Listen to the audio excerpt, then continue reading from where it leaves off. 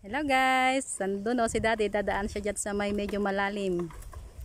May bit-bit na siyang buko para may inumin at kakainin na buko.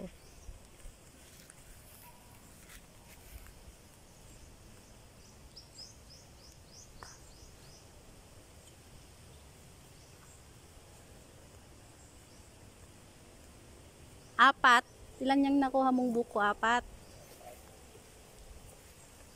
Ganito guys ang buhay namin dito sa probinsya, dito sa farm. Pag nandito kami, laging nagbubuko kasi maraming buko dito.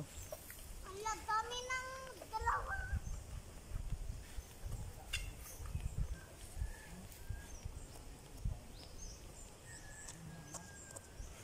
Bye bye, kami ay magbubuko muna. Tara, buko tayo.